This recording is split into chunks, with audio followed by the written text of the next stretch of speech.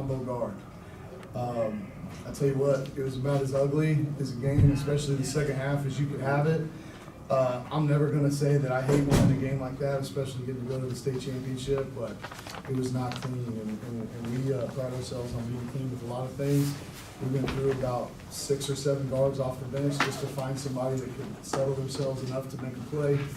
A lot of fouls, way too many, but at the end of it, our guys were rebounding, we were playing hard, and you know, they're 4 for 21 for the 3-point line, and a lot of that has to do with our length and running them off the line. So, you know, what can you say? Raytown's won the state championship.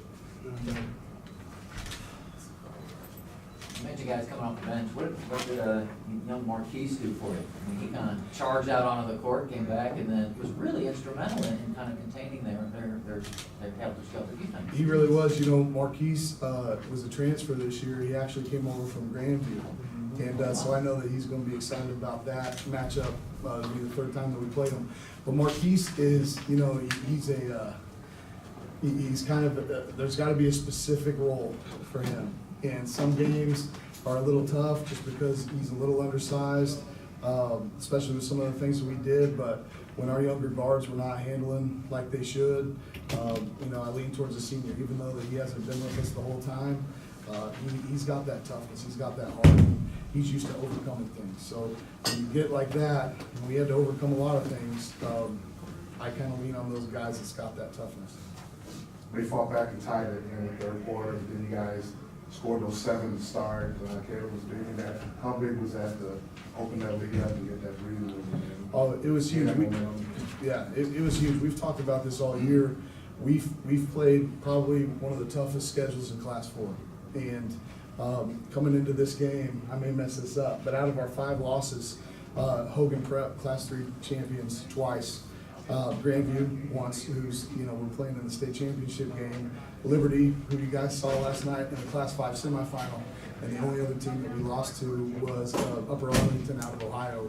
Got a kid going to Notre Dame and a kid Ball State. So we've been tested, and we talk about this. We play teams straight up, and then we get about a 3 or 4 minute stretch where we just break them. And I didn't know if we would get it, but when you got the kind of length that we do and the toughness, and we kept knocking it down, we finally got that breathing room that we needed. We need every breath of it. So fellas, what was their defense like? And they kind of got you really sped up. It seemed that kind of, that's what they want to do because they are kind of undersized. What was it like trying to find your composure when they were running 100 miles an hour? The first quarter, I got off to a pretty good start. It seemed like in the second quarter, they had a kid face guard me, and they would try to trap to get the ball out of my hand. So it was a little hard, but I mean, I trust my teammates to make the right plays, and we struggled a little bit, but Savon struggled the first half, the second half he picked it up, and so did Caleb. So the composure was shaky, but we got through it, and I mean, you see where we are now. You know, me, I had to use my length and my strength because at first I was being soft with the ball, losing the ball. So I just really had to just come to myself and be like, hey, they can't take this ball from you if you be strong. There's no way they can. So that's how I started getting the ball up the court. You may have touched on this before I got in here. How big were your minutes from Marquise Allen in the late 3rd quarter, early 4th quarter with him? And just that and your free throws from your seniors late in the game. You were 1 for 4 at one point, the 3rd to 4th quarter free throws, and you made 9 out of your last 10. How big was that for you guys? Yeah, with Marquise, you know, we went through 4 or 5 guards, and you're just trying to find a combination that fits. And that's one nice thing that we have. You know, we may not have what people would consider the elite player that some of these other teams have, but we've got a lot of good ones, and they've bought into the unselfishness. And so on every given night, it's always been somebody different. So we just find that combination, and they trust it for the most part until we lock it up. As far as the free throws, these guys have been working, man. I got it on that one. Free throws, big. Coach Chime has to shoot free throws at the end of practice every day. And, you know, sometimes we'll goof around, because, I mean, that's what we do. But we've lost games because of free throws. Coach Chime has to put us in check. And every day after practice, we shoot free throws. And I think that's what really got us through that. Because right before we knew they were going to start playing the foul game, he said, we practice this every day. You know what you guys got to go do. And I think that's what got us through. So shout out to Coach Chime. So a lot of history going on here. Not only we have an all KC area final, but you know, the Ray South name is back in the championship game again. What do you think? What kind of your thoughts about that right now? It's something, you know, and I don't know, it's something that I've said quite a bit, but, you know, I went to the administration and asked to have this job. This is what I wanted. And, you know, when you get compared to someone that's on the Mount Rushmore of high school basketball coaching, it can be a weight. But it's never been like that for me. It's a part, I want to be a part of it. And these kids feel the same way. Hell, half my team, you know, Javon Crudup was their youth coach. You can't go anywhere without people asking you about Bud Lathrop. We understand and respect the history the Ray South has had, but we don't shy away from it. We just want to keep building on it. And these kids have done it from the beginning of the season. What we say, what do you say every day? Oh man, beat the odds. We say beat the odds, and that's what we've done.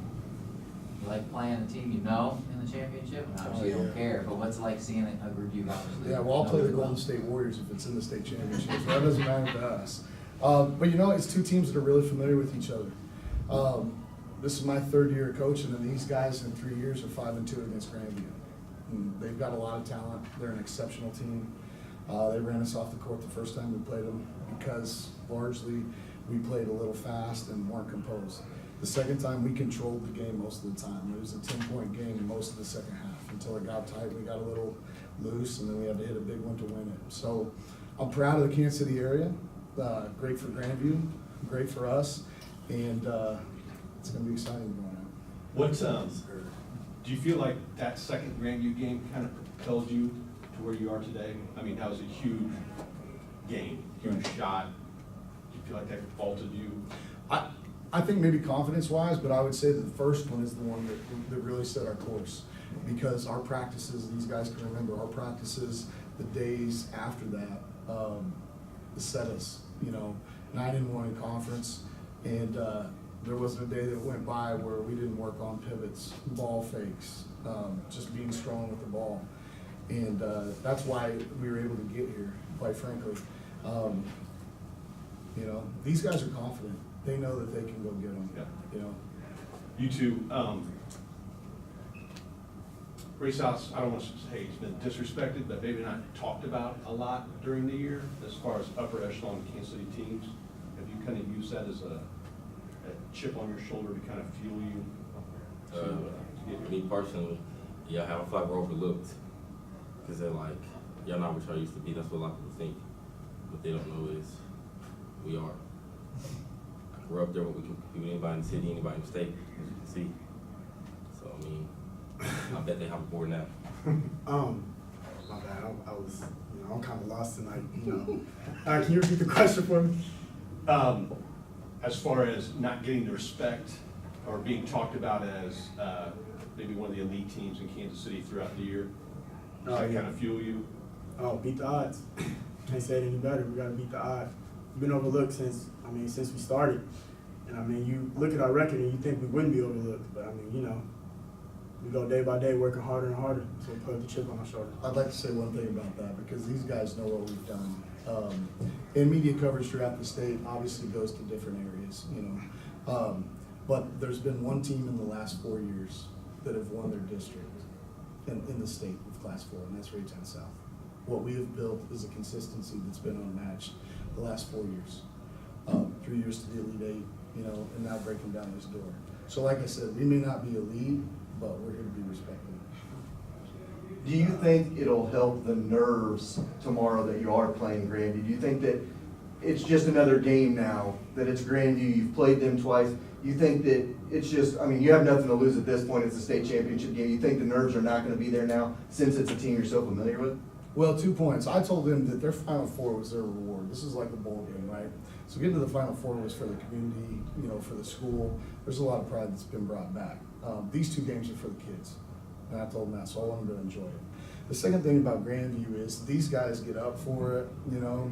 Usually I hate those kind of games because there's just so many things that are pulling on them. But one thing about these 2 and the whole team really, when it's been the biggest time, and the crowd's the most electric, these are when they play their best. Yeah. My bad. No, you're good, go ahead. Yeah, I mean, my, he said Coach Kruger was our youth coach, and we played with Victor Williams. Pretty sure you guys are familiar with him. So he always tells us not to get too high, get too low, stay even keeled. So like when you get in games like these and you're playing Grandview for the third time, me and Savon, we're good friends with Jordan and Masons. I mean, we're going to hang out outside of the game all the time, but when you get on the court, it's a different kind of vibe. So I mean, you're comfortable with it, and you know it's a stake, so you just play a little bit harder. And that's why you want a little bit more, but no pressure. I like it because we know how to win this. Like we're coming in like we know what it takes to beat them since we've done it before. So come with that same game plan, mindset,